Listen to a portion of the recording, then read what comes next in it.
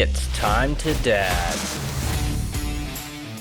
Hey guys, welcome back to another episode of Time to Dad. I'm here with Joe, JT, and Will. Thanks for coming in, hanging out with us. Hope you're enjoying your Saturday if you're watching this as soon as it releases.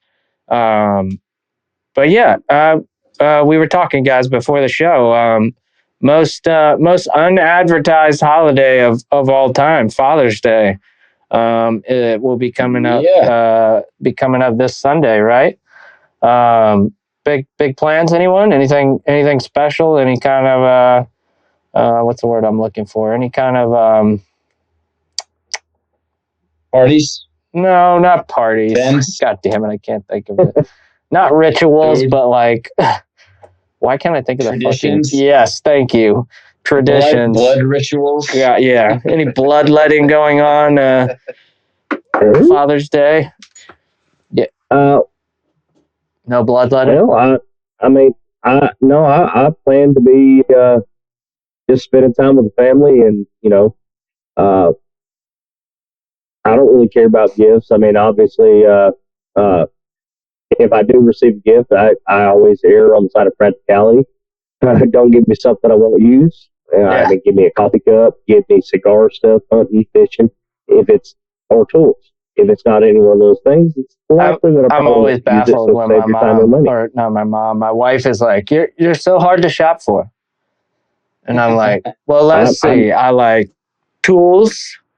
I like fishing. I like camping and hiking. Like, there are a million different options of gifts you could. I always need fucking socks. I always need some new fucking underwear. Socks are great. Like, come on. Like, I'm really not that difficult to shop for. She gets mad because, like, if I need something or really want something, like, I work hard enough for it. I just go fucking buy it. If it's a big ticket item, I'll save up the money and I'll just go fucking buy it.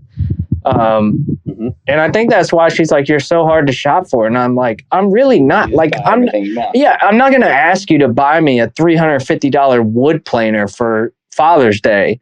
Like, no, that's not. We don't live that lifestyle. So if that's something I need or want, yes, I'm gonna save my money and I'm gonna go buy it and be responsible about it, rather than expect you to just dump a boatload of cash out of nowhere because it's something you think I want. Like, I don't care. And I usually I like wearing funky ass socks, right? Like, she got me some socks with like Swedish fish on them.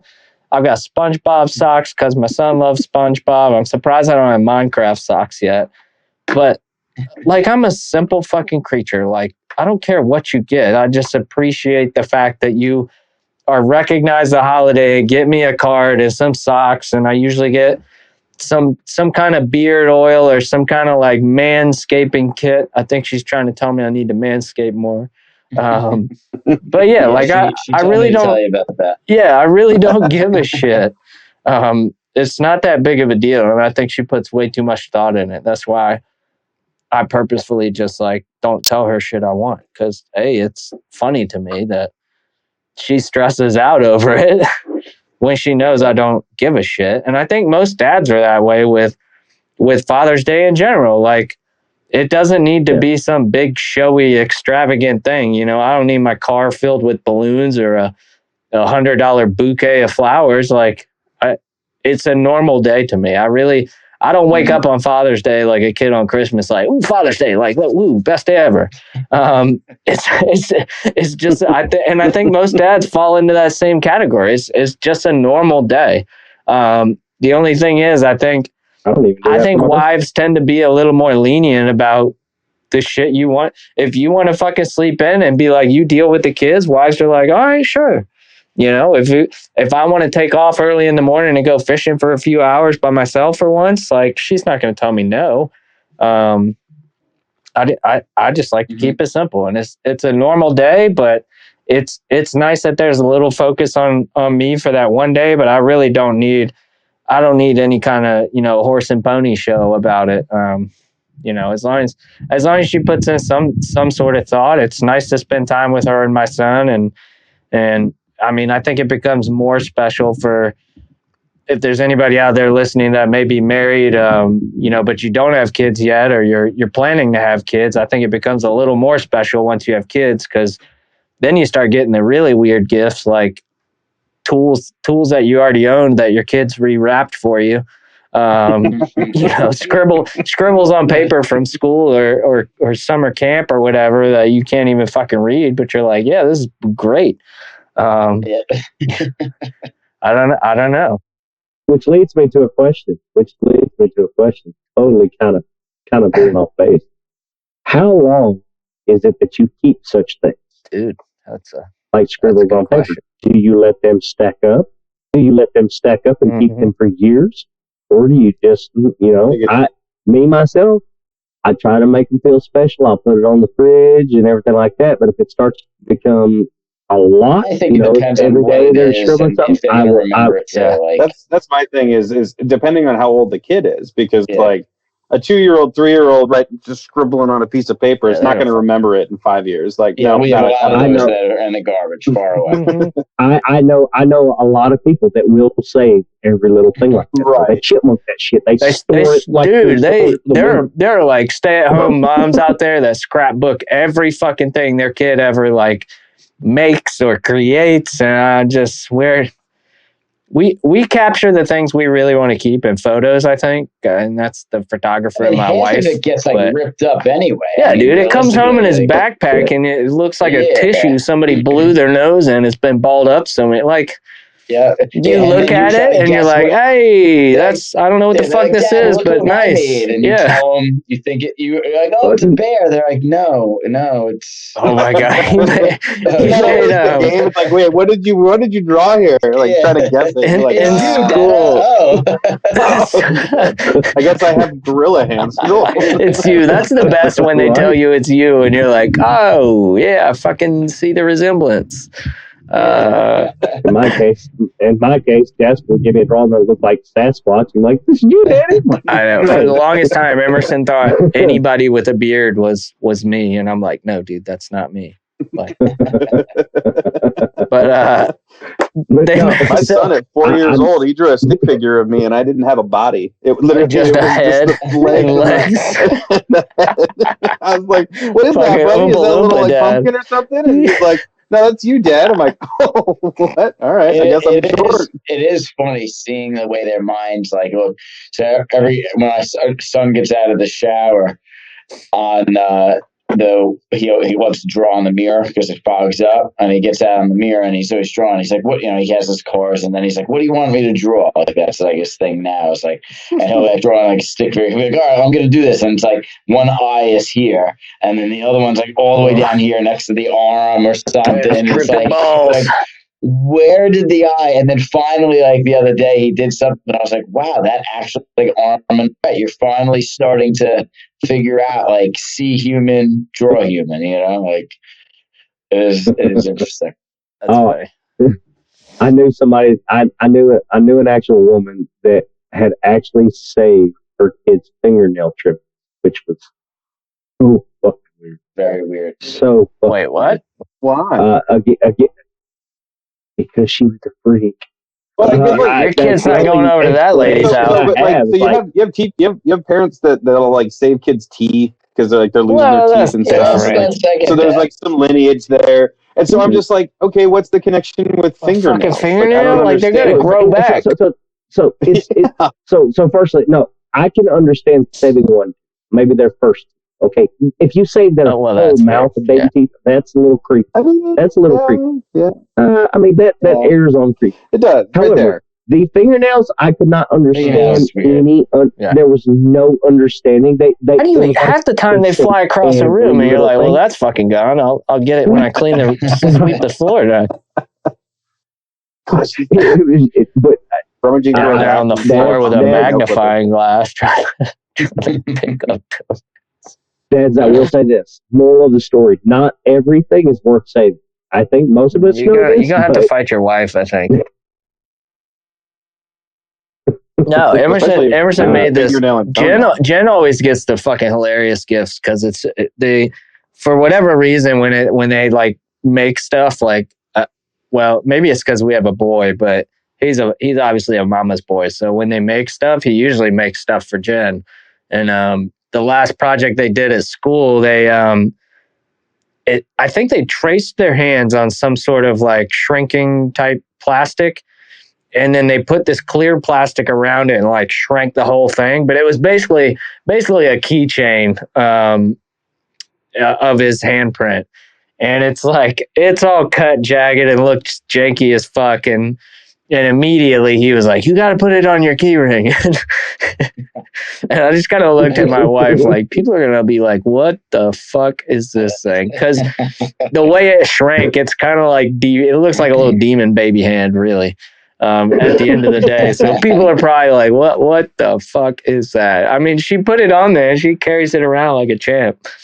But I would have tried to play it off and like put it on like the keys that I only keep around the house that are like for the shed, and like I don't carry them everywhere with me, but she carries it around.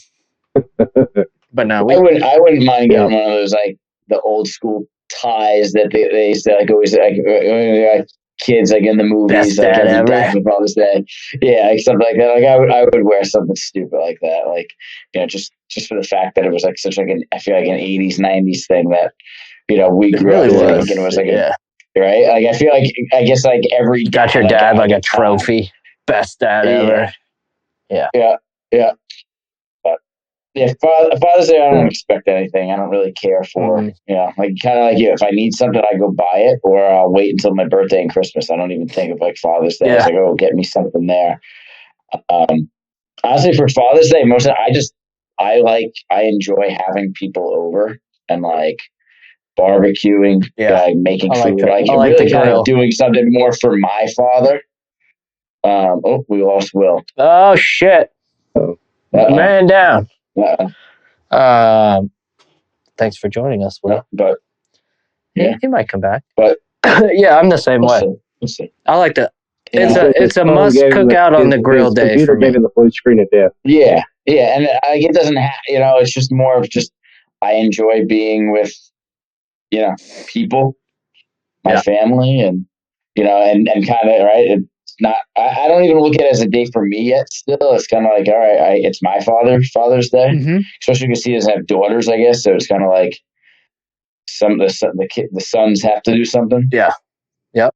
You know, so that's what we're doing. And then this year we are dedicating my son to the church the same day, and then doing Father's Day, so having people over after. So we're gonna, you know, we do a lot of parties / just a big family, so we're trying to combine 2 in 1 just to kind of make it easier for everybody. Nice. So he's back. Yeah, there we go. And now my camera's all switched up. Yeah, I forgot this year though. I'll actually we have our all-star baseball tournament's going to be on Saturday and Sunday, so I'll be at the on Father's Day. Yeah. Sunday is the second round. So I'll be at the T-ball field, which will be fun. I don't mind being at a baseball field on Father's Day, but it's morning games. The first game is at like 9:30, and I think the second game starts at 10:30 or 11. So you got the whole second half of the day to do shit. Yeah. Yeah. I'll be going to see my stepdad. You smoking 100s, bro? On Father's Day. Jesus. What, you're 90 years old? It better not be a Virginia Slim kicking you off the podcast. No, I don't smoke Virginia Slim. I thought only old ladies smoked 100s. That thing almost poked me in the eye when you went to lit it up. But no, I'll be going to see my stepdad on Father's Day and spend a little bit of time with him, and then my biological dad will be coming in on the 22nd, so we're just going to do kind of a late Father's Day. You know, he and I might go out to the cabin out the river and go play school and just bullshit for a little bit. That would be a fun Father's Day. Spend it at the shooting range. Oh, yeah. That's what you need to do. He's lived in Pennsylvania. He was locked up for 20 years. So him and firearms that's is a kind no of bueno. Kind of a no go. But we can go shoot the pool if we don't shoot anything else. So you can play duck hunt. That's probably what he and I'll go. So I saw this thing on Facebook Marketplace. Y'all remember those big buck hunter arcade games? They're still around in some places. Somebody had one on sale for like $300. I'm like, that would be perfect for the roof. Yeah, you need that. Yeah, that would go. That or the golf games, the dartboard, and everything else. Nice. I can play golf, but I can't play golf. I can't play golf for shit. No, I can hit it like a drive shack or something, but you get me out on the green, I'm sending a whole sleeve of balls, probably multiple sleeves of balls into any available water source or deep in the woods where it will never be found again. People ask me all the time because they're like, "Wait, you're in finance and you don't golf?" And I'm like, "Yeah, same thing with engineering and me." I'm like, "No, I really fucking don't." Like, I'm like, I didn't like it, and I don't want to dedicate the time to get good at it. And if I'm not good, I'm definitely not going to like it. I'll just get frustrated. Yeah, it's definitely not like riding a bike. You can't just get good overnight and stay good. Like it's a constant thing. I don't have time for that. I got too much other shit to do. Well, I enjoy golf, but I will never claim to be great at it. I'm not going to the PGA. Dude, just play captain's choice, man. You only need one good guy on your team, and you're set. Shit, I'd rather go play putt. Yeah, I'll play the hell out of some putt now.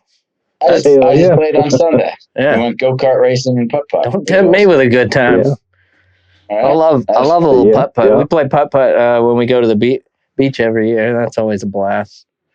Wait, Joe, didn't you just go to the beach? Huh? What? Who? No, I go down to the Outer Banks in North Carolina. Oh yeah, that's nice. Yeah. Where were you? Were you in Myrtle Beach? Weren't you in one of the Carolinas? Yeah, but I wasn't at the beach. I was in Waxhaw.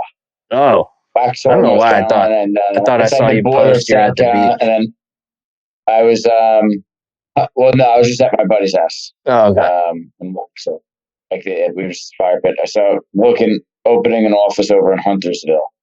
So I think I flew down.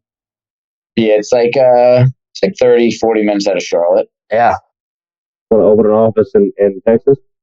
Why, you want to run one? Need an IT worker? IT? IT? I don't know anything about IT. Mm-hmm. Well, that's why you need JT. Well, that's exactly why you need it. Is it plugged in? Yeah, that's basically is the power button activated?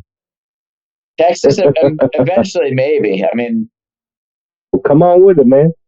Right now it's North Carolina. Everything's bigger in Texas, Joe. It is. Yeah, it is. I know. Well, it's good to hear that you're expanding. That's good. Yeah. Very, very excited for it. Slowly but surely, and then I got all my friends over in the Waxhaw area, so we visited them. You can open a Virginia office too, and then you can come visit whenever you want. Inexpensive. Well, one of my partners is in, I don't know, is Chesapeake? That's more coastal area, but yes, it's probably 45 minutes an hour from here. Oh, so that's not bad. Mm-mm. That's not bad. We make that drive multiple times a week for projects because a lot of our work's in that like Newport News, Chesapeake, eastern region of Virginia. Okay. All right. Yeah, he's out there, but I'm not crazy about that guy, so I don't plan on visiting. Whoops. And then he watches your podcast and he's like, fuck this Joe guy. Don't listen to this episode. We'll like, this is my edit it out. We'll edit that part. That's funny. But North Carolina was cool. I like North Carolina. I like it. I would, if I could convince my one sister-in-law to go, we'd have like 7 families ready to go out and move out there. North Carolina is like, they have a weird charm in North Carolina, right? It's not like super country. It's not like super woke.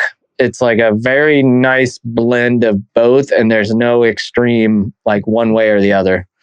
Yeah. Where they were, it was like very few actual born and bred North Carolinians. Oh, really? Are they in like the Raleigh-ish area? Well, no, they're like border South Carolina. Like South Carolina is like 10 minutes from where. And then Huntersville office is right off of Lake Norman. Okay, I know where Lake Norman is. Yeah, that's why I know Huntersville. But like we were there, and like we went out to lunch, me and two of my buddies, and we were grabbing wings, and then we walked in, and like and again, I'm from New York, to all the listeners, right? So we walk in, and the first thing we sit down, and this guy goes, "All right, first round's on me." Like, and just like like Southern hospitality. But just the Southern hospitality, just started talking, and then we weren't even drinking at that point. And when you entered probably North Carolina, your stress level probably just plummeted because it's such a slower lifestyle, dude. It was, I couldn't believe it. And then I took the team out to dinner before we did our Tuesday night event, and I stopped into a gas station. Was it QT? Yeah. QT? Yeah. Okay.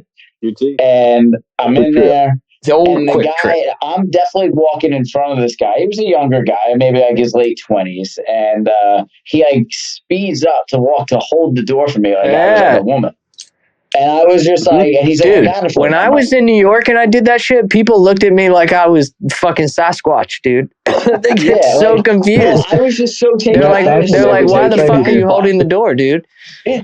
So, he's a nice guy. So I start talking to him, whatever. And then he's looking near the energy drinks. I'm looking at the energy drinks. There's some drinks I didn't see before. I'm like, what do you like? What are you drinking?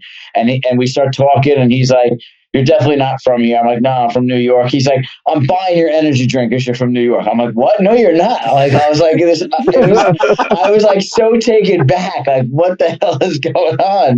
But. And he was country enough to tell you, no, I'm getting. Yeah, well, he was from North Carolina. And then, JD, I said no twice. And then he didn't end up buying. And then as I left there, I'm like, did I just insult this guy? Like, now you totally did, man. I totally did, right? Yeah. Like, but like that's just something like we're so not used to that. I was like, because I texted my buddies, I'm like, what is this mythical shit going on right now? This guy just offered to buy my. Southerners believe in random acts of kindness where you wouldn't get. Dude, New York's too busy to worry about anybody but yourself, man. Well. And we do live a slow lifestyle. We stop it. I'll hold the door for anybody, male or dude. I'll hold it if you're a fucking quarter mile away in the back of the parking lot and I see you coming. I'll slow down so we get to the door at the same fucking time, so I don't have to make it awkward. Right. But if I see someone across the parking lot, obviously, I'm not going to hold the door open for them because then they feel like they have to rush. Yeah. So, but if they're a few steps behind you, I'll hold the door for them, male or female, it doesn't matter. And people return the same courtesy. I'm not too familiar about buying your drinks for you though, and buying all that. That is okay. I have not heard or seen that. That was surprising me. So my buddy's like, all right, I think he wanted something a little extra, but hey, Nah, you were. Somebody was celebrating something, and they didn't want to leave anybody out. Is what happened there. Yeah, well, listen, and I was like, after I left, I was like, I feel like I just offended him because or they're a regular and they get charged like a quarter of the price for anything they buy anyway. So. Either way, it was cool. I really enjoyed my time there. I immediately got home, went on Zillow. Checked what I could sell my house for, what I can get down the same. That'd probably be a solid swap for you. Oh yeah, even now because where they are definitely went up. Like my buddy bought a house there 2 years ago, and it was like 400. But I could go down and I can get like the same one he got for like 6, and I would probably have $100,000 left on my mortgage after taking our house. So it is very enticing. Woo! Very, very that's enticing. Expensive. Yeah. I have another funny New York, North Carolina story. When my old company, before we merged, when we started tapping into the North Carolina market, one of the architects we were working with had a really good relationship with our New York office. So the first couple of jobs with them, they brought in a PM from our New York team, and almost immediately after the first couple meetings with the client we were doing the work for, they were like, this guy's got to go. Like, he talks way too fast. He's too high energy. And it was his like New York vibe that they weren't digging, man. It was just too fast for these people in the South, dude. And they legitimately they were like, we like the relationship you guys have going on, but they were like, he's got to go. It's just, it's not matching the vibe we're going for here. It's different. Yeah, it definitely is. And it's not a bad thing. It's just, it's funny to like see the contrasting lifestyles and you know, how people live in different areas. Because I hate going to New York City, dude. Just because the second I land, it's like anxiety city, and I don't know why. I mean, you got to move quick, you got to get out of fucking people's way and shit. But the second I land, it's just like my stress level is just like, and it's not because I have important shit to do or I'm worried about some meeting. It's just, it's the hustle and bustle of that area that just gets to me. Well, I know when I was younger, I worked at Sherwin-Williams. And if you had like a sales guy from New York that like moved down south and they came with that, like New York, they didn't know how to shut off the work, and they would just go and they would kill it in other areas because they would just work so much more than like the guy that was, you know, not from there, because they're, I guess, more used to, you know, relaxing after it's time when your work is done, where the guy from New York was like staying out and like working, and they would kill it all the time and then go get like a huge promotion and just like come back, you know? And, you know, if you want that, I enjoyed like the relaxing time of it. Even this was another thing, right? They didn't have privacy fences in their community. They're not allowed to have privacy fences. In New York, everybody wants a privacy fence because they don't want to see their neighbors. Isn't that so true? Like you guys don't know anybody in your neighborhood, do you? Like you guys like. My neighbors are awesome. We have. I mean, depends where you are. I mean, I'm in the Long Island, so it's definitely a little bit different. You know, we're pretty condensed and stuff. But you know, if you have neighbors you don't like, you don't talk to them. You know, if you know, it's, you know, like there's neighbors on my block that I guess, I've never had a conversation with.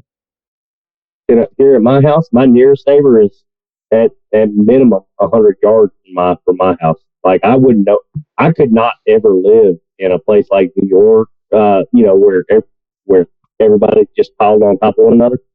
I don't mind having neighbors, and I'm actually quite friendly with one of mine. However, we're not on top of each other. I don't have to see her every day. Mm-hmm. You know, and she's a sweet lady. She's one of our favorite people. However, you know, I'm a very I guess you can call me a self-involved person with where my family's involved. I stay busy with work. I attend to my wife and my son. Outside of that, I don't have to deal with neighbors. I don't even have to. Even if I see them in their yard, they're so far away, it makes no sense for me to scream like a lunatic. Hey! Mm-hmm. So I don't even have to wave at them. You know, it's just like I see them, and if they look in my direction, I'll kind of do this. But we're like 50 feet from each other, so it's a little bit. We share a fence.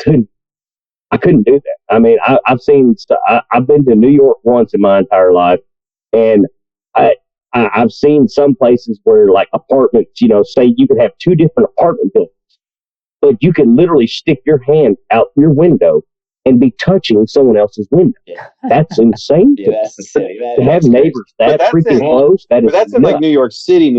Like Joe, are you in New York City or are you? No. I'm in Long Island. So So in Long Island is right. You got, this is how I had a good friend that explained it. You got two counties. There's Nassau County, which is closer to the city, and then there's Suffolk County, which, you know, is like, you know, an hour from starts, I guess, about 45 the city, and then goes all the way out to the Hamptons and then Montauk, which you can go all the way drive down. Nassau County would be explained as, all right, Nassau County is like the city, and then Suffolk is like Alabama. That was the way he would explain it, right? So, right. So now, I don't know if we want to be compared to Alabama. Yeah, right. So now, it's not really like Alabama, but meaning there might be some fellow New Yorkers that just saw that and they're extremely offended. Right? So like that was his meaning. Where in Nassau County, you got sidewalks. Everybody's kind of walking around. The houses are very tight on top of each other. You really have like very small yards and stuff like that. And then if you get into Suffolk, now you're going into places. Yeah, you could have horses in some of the areas. Like if you have a big yard, if you go further east, you got cows and farms and all that stuff. Like, so we have all that. I'm in central Suffolk, so I don't have horses. I don't have a ginormous yard.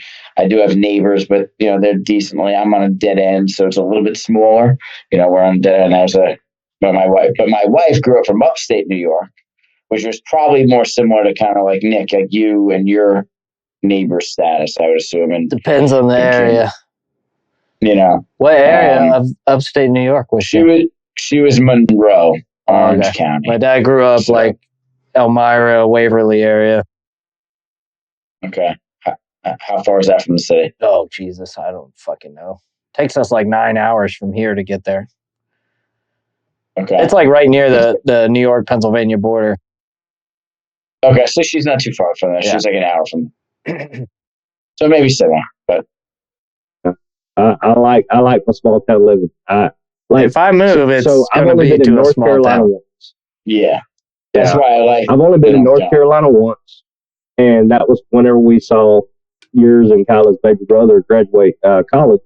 And I'll say this: it was even faster paced than what I'm used to. Like I live in a small town. You got one stoplight where you live? No. I mean, so the town that I live in, this is the biggest town I've ever lived in. It's still a town. It's not a city. But it is the biggest town I've ever lived in. And I just so happen, I live in the center of town. I mean, I'm not out in the boonies or anything like that. However, the spot that I have, I mean, I'm reasonably distanced from other neighbors, and we live on the corner of a busy street, but I've got a fenced in backyard. I'm sitting on like 1.5 to 2 acres here. I wouldn't know what to do with anything smaller than at least an acre. I would lose my cool. But even though I live in the center of town, it still feels country enough. You know what I'm saying? An acre in the center of town. That's got to be a small area. But it's about 1.5 acres. Yeah, we know that. And we're pretty centrally located. If I had 1.5 acres, my taxes would be $40,000 a year. Cool. See, that's insane. What? I have 0.2 of an acre, and I'm at 12.5. Wow. I pay barely over that for land and property or What's house. What's the tax rate for New York for land? A lot. Apartment apparently. I got like 25% of your property. Fucking stupid, ridiculous. It's ridiculous. Our taxes are absurd. Check this out. Oh my God! I go bankrupt just from your taxes. That's why it makes sense. Like people always say, "Oh, buy." And listen, you can rent and it's fine because your taxes are, you throw money away when you rent. Yeah. Well, you throw money away with your taxes. Same thing. Mm-hmm. Our place on the river, we paid maybe we split it 3 ways. Maybe paid $30 altogether for the 2 cabins. We have a little private lake of ours behind us and everything. We're sitting on a pretty good little plot of land where we're at, and then we're right there on the edge of the river. You can't fucking buy the shittiest property only in this area for that. That's crazy. We split it up between my brother, my parents, and myself. Paid like 10 apiece, and our yearly taxes is $800 for all of it. That's amazing. For all of it, it's like $800. Man. So whenever you say 12.5, I'm living in the wrong fucking state. Right? Yeah. That's amazing. Yeah. Wait, you do? And the tax rate have where I'm at. You have state tax there, right? No state tax in Texas? Wow. No state tax. No state tax. Only federal tax. God damn. Yeah. Yeah. But yeah, I mean, so we're here in our house. Fly to you right now, JT, in 2 hours. No, I'm just kidding. I'm on. I'll put you. Line them up some properties to look at. That's it. I'll put him out. Put him out at the river for a couple of days while he's looking. Are you kidding? But, and he'll get to slow down. He'll get to go fish. Yeah, he will, man. Your blood pressure will drop. TV. As long as he can survive in the heat. That's all I gotta say. Like, true. Texas, y'all are hot as shit. I could survive in air conditioner. Joe just never leaves the house in the summer. So my dad says, like, in Pennsylvania, like, central air heat is not a common thing, which is weird to me.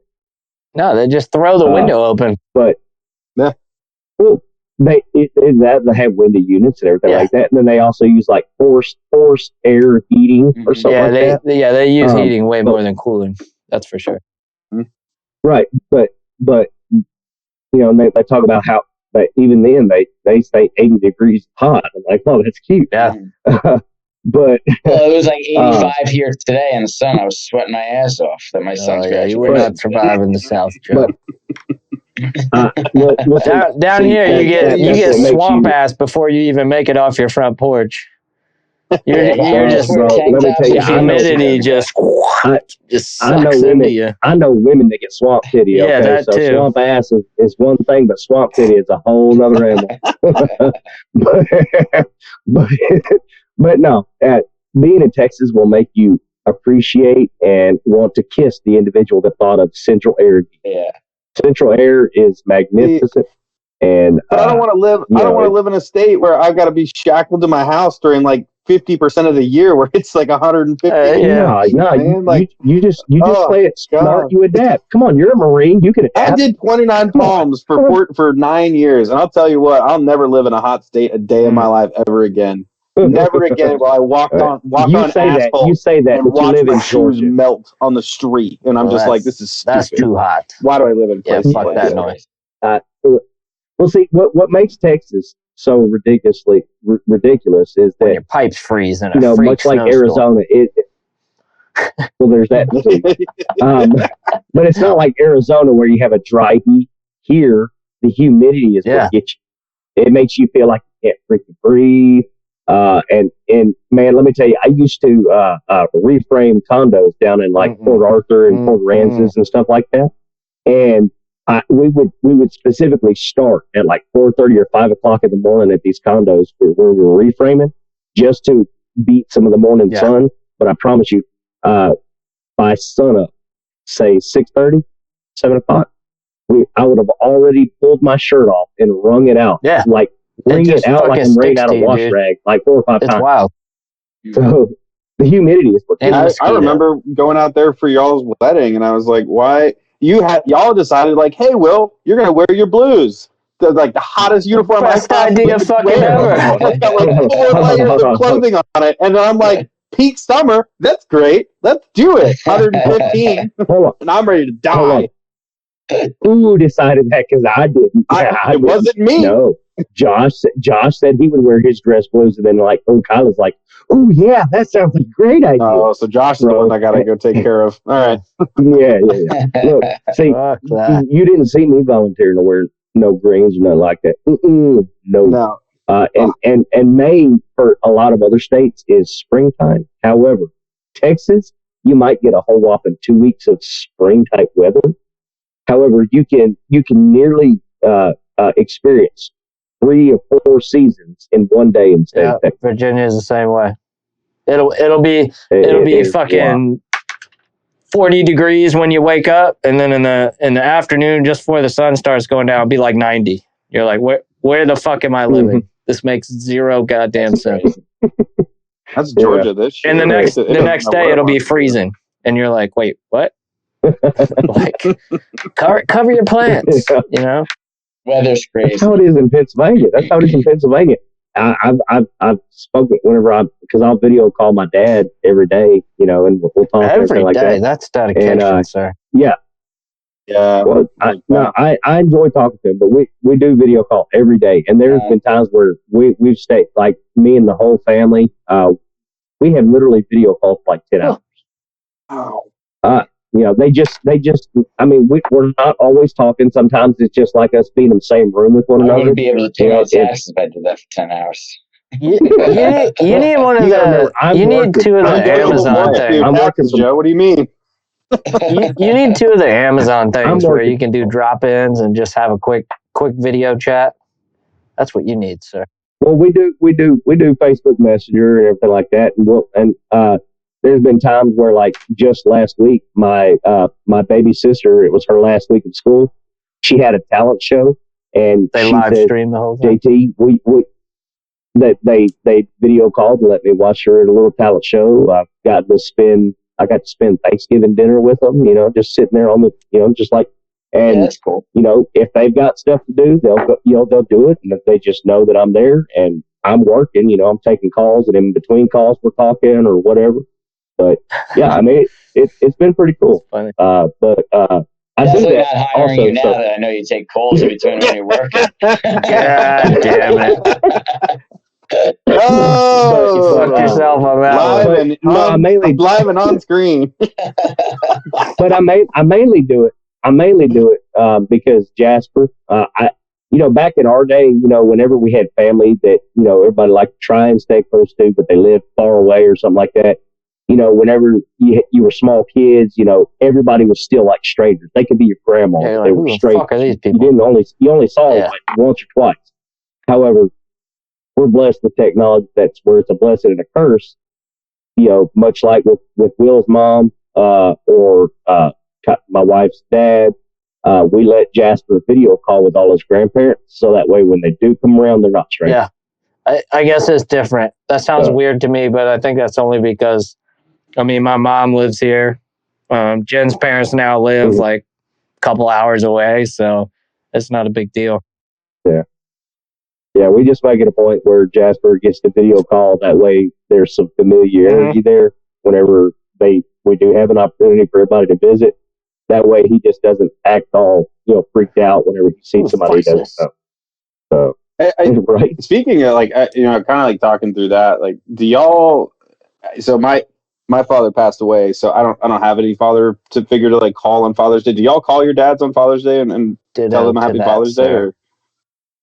Oh, okay. So Nick's in a similar boat as me, but Joe, JT, it sounds like you video call your dad a lot more than I was prepared for. But now, if he watches, I hope he's not offended when I say this. Okay, I grew up and did not meet my biological dad until I was well into my adult years. I was like 32.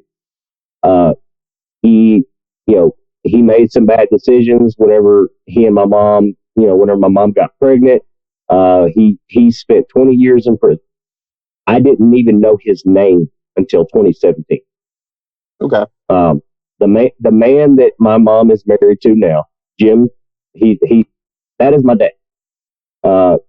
My biological dad, he is my dad. You know what I'm saying? Mm-hmm. I'll give him that. Yeah. But he was never a role model. He was not somebody that I knew no matter what that I could count on. So my dad, he's right down. Okay. But my biological dad, I understand him. I respect him as a father. However, there's a different dynamic. You see what I'm saying? Yeah. And for the most part, I was just wondering, do you call them? Do you call both of them then on Father's Day? Like, absolutely. We always did Father's Day together, so we didn't. Oh, okay. We do that. I think every year we're either at my brother's. Last year I think the last 2 years I've done Father's Day at my house. So this will be 3 years in a row. Are all of your family really close, like together? Are you guys doing like a holiday thing for Father's Day this week? Joe does like weekly family dinners. Every single Friday, all three of my brothers, the wives, the kids, he's Italian. Every single Friday we're all at my parents' house. Holy shit! Are they all in New York? Like, are they all? They're all. So when I was in high school, my house burnt down, and when they rebuilt it, they built the top extension. My parents put a 4-bed, 2-bath upstairs to eventually move my grandparents in. And then when they passed, they passed before it was done. So my one brother moved in there originally. So my one brother and his 3 kids live there. So they got so they got 4-bed, 2-bath upstairs on top of there. So they live with my parents basically. Then my other brother is 0.7 miles away. And then my other brother is 12 minutes away. And he was like, whoa, you're really far. And then I moved like 22 minutes away. Oh, shit. I'm like the Joe had to be that asshole over here. 22 minutes away. Now, that was my wife. She wanted to be a little bit further, and now she definitely didn't want them just popping into the house all the time. Yeah. My ideal security system is to put all of my family out on, say, 40 to 50 acres. Dude, don't joke. You know what I'm saying? We've been joking about that. Do like a family compound. Not like a family homestead, right? But we all basically live and share the same property. We've talked about that a couple times. Where we have our own little neighborhood. Where we have our own little neighborhood. You know, it's just like that is the best security system. I mean, if I winged it really hard, I could get damn close to hitting my mom's house with a fucking rock from here. She's pretty close, but my sister lives probably 15 minutes away. But all y'all are like really close, like to your families. I'll never. Yeah. Well, I mean, my mom and my dad, they live. I'll share some news with you in a second. 8 to 9 minutes from where I live. Sorry. So I'm right down the road from my mom. But yeah, that's the ideal thing for us is to have like 40 or 50 acres where everybody just kind of.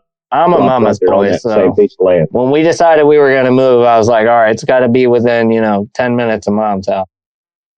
Yeah. But no, yeah. To answer your question, yeah, my dad passed away unexpectedly. So I mean, for me, obviously I can't fucking call him right.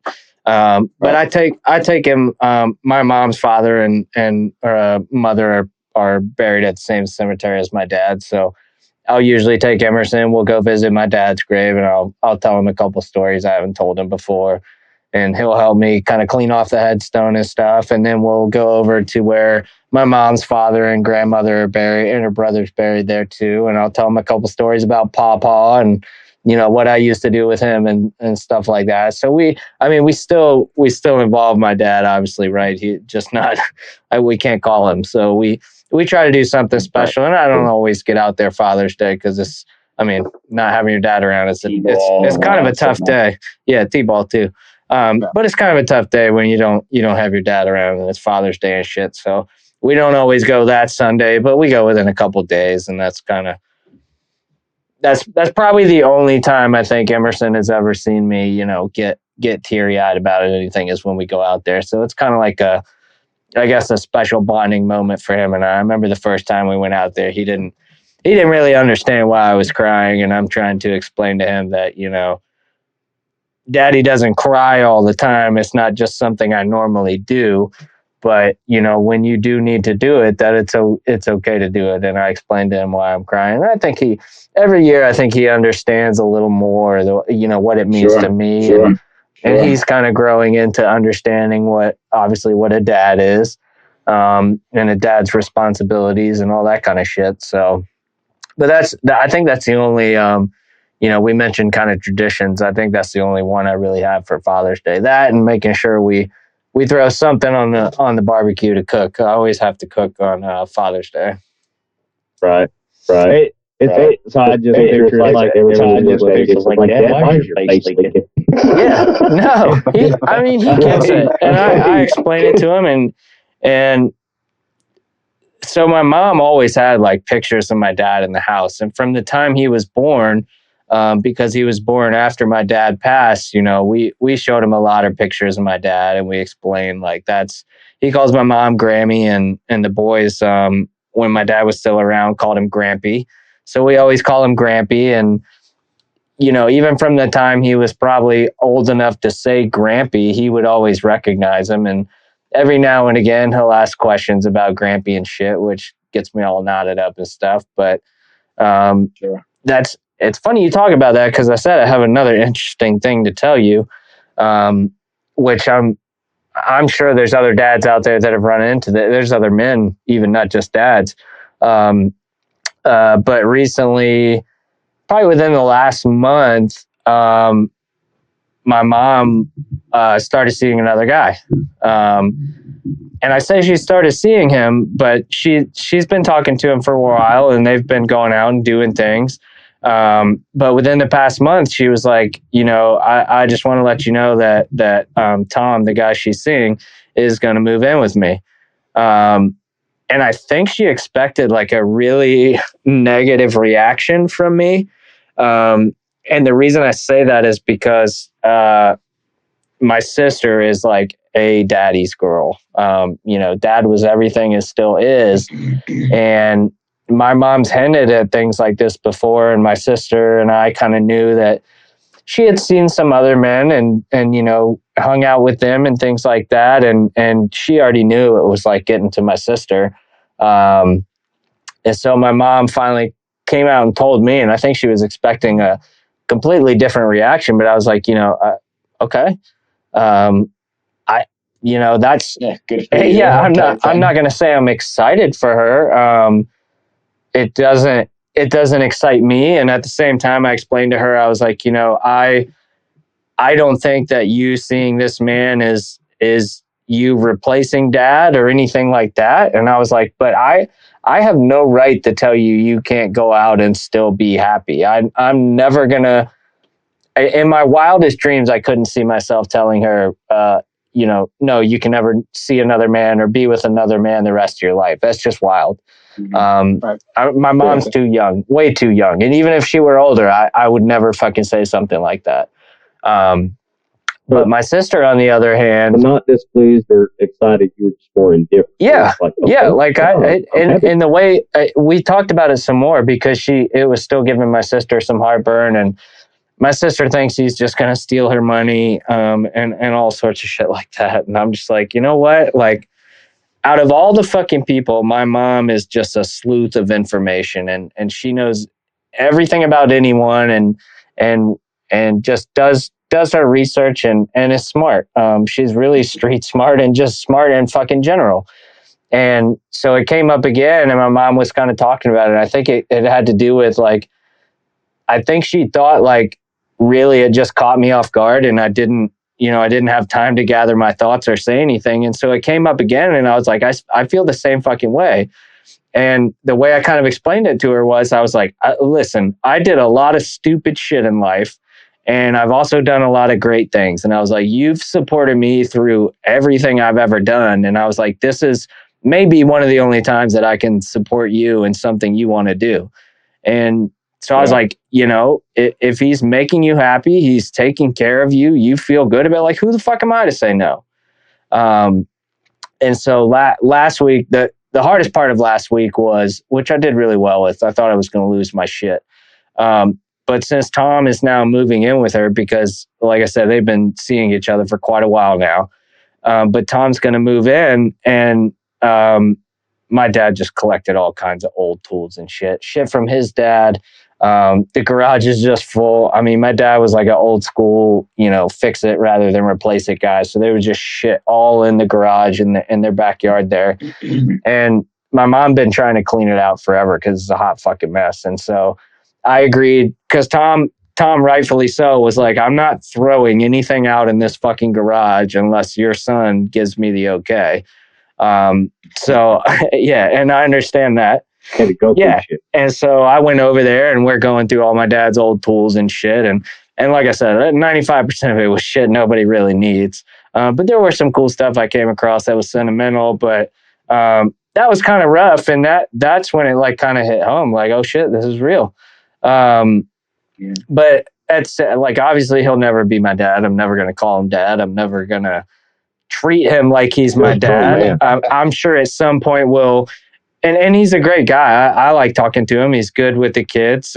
He's good with my mom. I don't think he would expect you to. Yeah, no, never. Like, I think if somebody expected a 30-plus-year-old, I mean, he has his own kids, so it's he's got it going on. he's Tom. But yeah, exactly. But and he's Mr. Tom. Man, he's Mr. Tom to the boys. I mean, the boys are not going to call him, I will never let them call him grandpa or anything like that. Yeah. Regardless of what happens with him and my mom in the future, he'll just be Mr. Tom, and that's one thing I won't bend on. But yeah, it was just an interesting thing that I came across that I don't know. I'm sure other dads at some point may deal with that. It's not unheard of for someone to unexpectedly pass away or pass away significantly earlier than their spouse.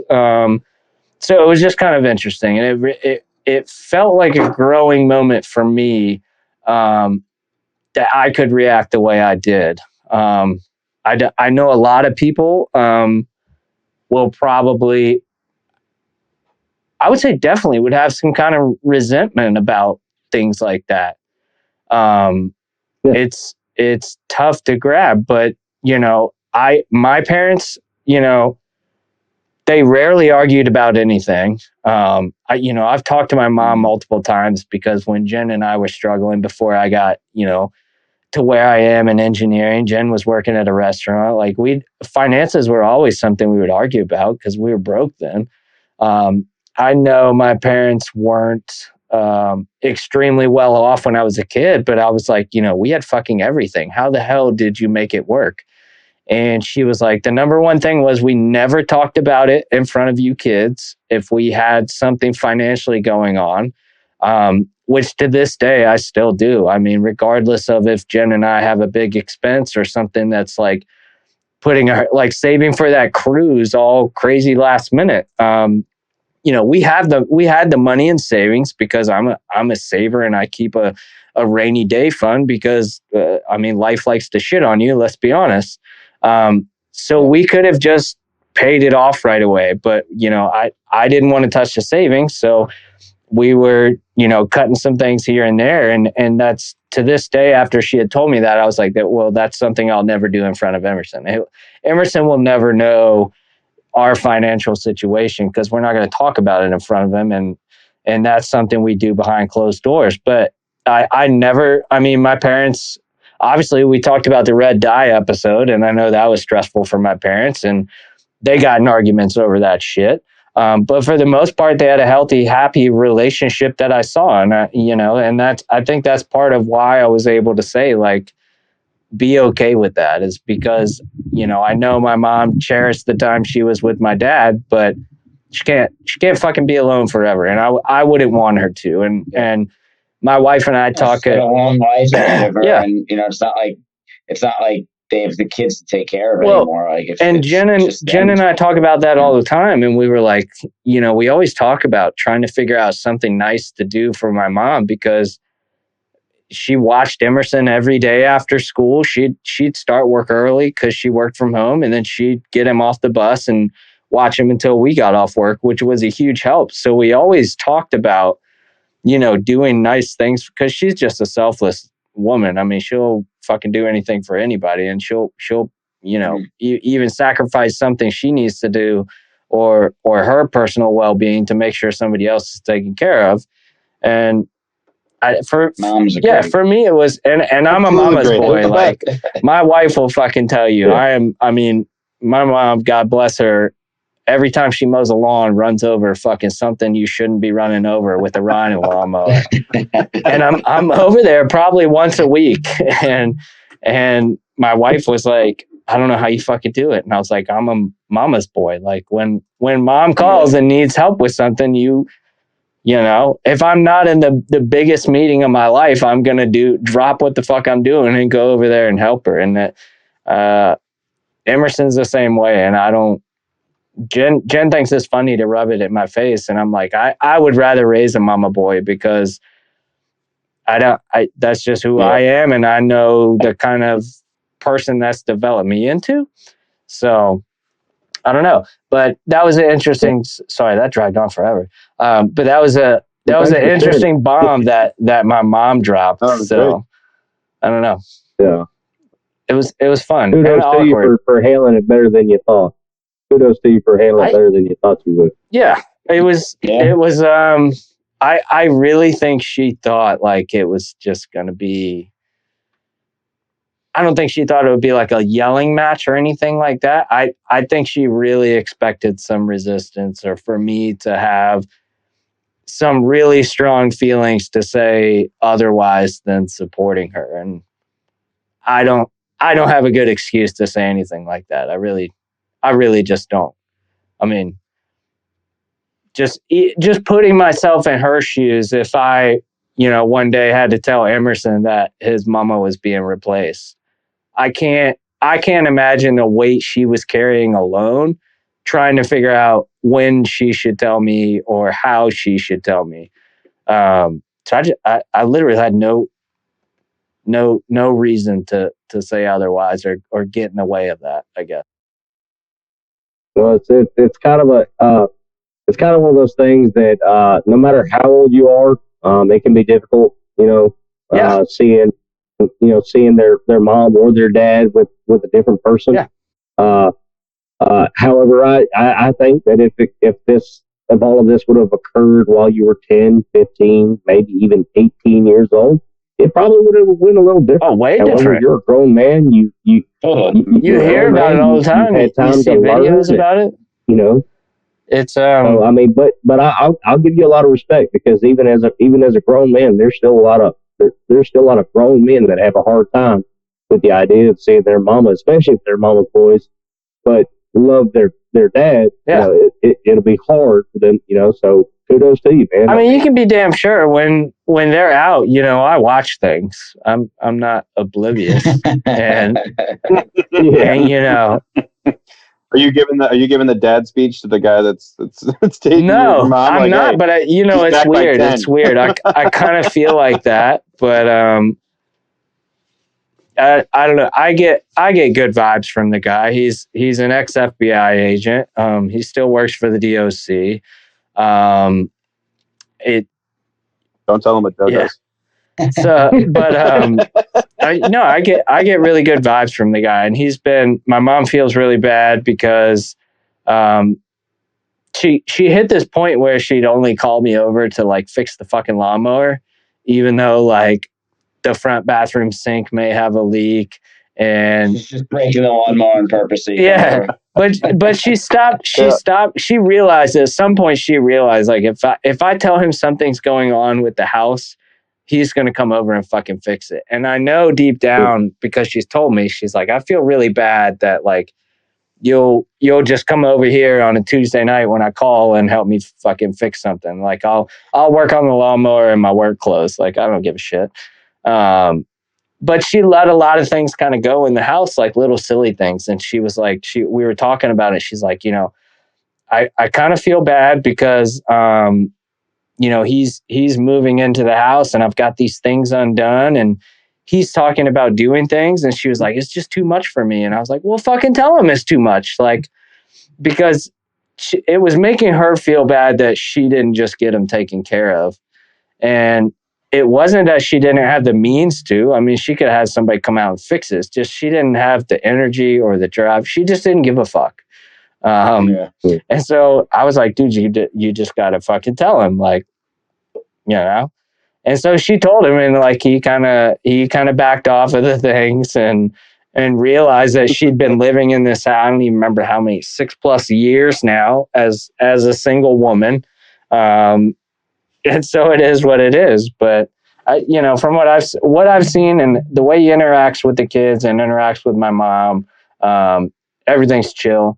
The other reason she got a really fucking bad reaction from my sister was because when we go to the beach every year, it's like strictly our little family. So it's my sister and her family, my family, and then my mom and my dad were the other people that would go with us. And since he passed, we've kept it that way. We've never invited like family friends to come.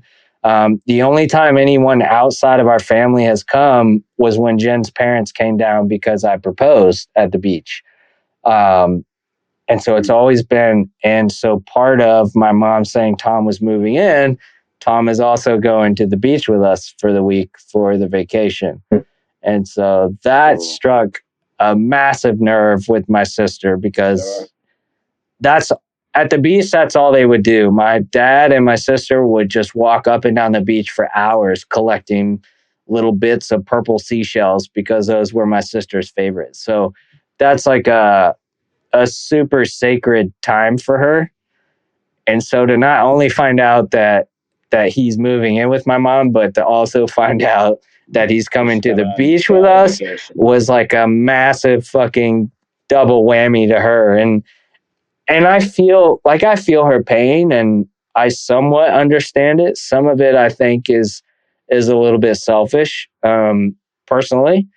But at the same time, I mean, we're two different people. We're from the same family, but we have different feelings. So, but I thought I would share that for anyone out there who's in that boat, because it's awkward. I can't imagine doing that as a kid, like you said, JT. But as an adult, it's even more kind of awkward and weird, because you're a fucking adult, right? Well, to your point, to somebody's point about said you didn't have to get him the talking to, and everything like that. Here's the deal. Here's the deal. You know you're a man when those things can go unsaid. Yeah. You know what I'm saying? Like that man, I'm certain in the back of his mind he knows that come hell or high water, if he hurt you, mama, he doesn't need you to tell him that it's gonna be on. Right. You know what I'm saying? It's so but man, happy Father's Day to each and every to everyone, and to the other guys that are not able to join us tonight, well, happy Father's Day. We wish you the best with your families. I just want y'all to know, man, just y'all keep up the good work as dads, man. I mean, you may not always get the pat on your back, that might make you feel better, but we didn't talk about single father. Hey. Yeah. I mean, if you want to talk about anybody that needs a legit Father's Day, I think it's single dads out there, especially the single dads with a young family that, by circumstance of bullshit or, by winning custody of their kids is doing it by themselves. I see a lot of single dad posts. Maybe we can bring on like a single dad for an episode, like after Father's Day, or something. So if there's any listeners, hit us up. And I'll challenge y'all and our listeners, however many that may be. If you know a single dad, just reach out to them. Just say, hey man, I see you. Yep. For the good job you're doing. Keep it up. Give them a pat on the back. Give them a hug. Tell them Happy Father's Day. Just give everybody a reminder that that we see what a good job people are doing, and they may not get to hear that enough. So I challenge you to, if you know one, I feel like they're oftentimes made out to be a villain, regardless of situations. Mm-hmm. Oh yeah, so more often than not. All right, sweet. Sorry to take the whole episode, half the episode at least. But it was interesting, so I felt like I had to share it because it God forbid that ever happens to you. It's just it's an interesting place to be at, on the cusp of 40 years old when something like that gets brought up. So, but we appreciate you guys hanging out with us. Like we said, happy Father's Day. Get out there and grill. I mean, do something you love. Relax. Enjoy. Hopefully you have the day off and can enjoy the time off and be with your family. But thank you guys for hanging out. Like and subscribe. Come hang out with us on the Facebook group. Let us know what I think we're up to 4 specialist episodes now. Let us know what topics you guys could really use some solid expertise and knowledge on. And we'll try to bring that to you guys. Thanks again for hanging out. We'll catch you on the next episode. See you. All right.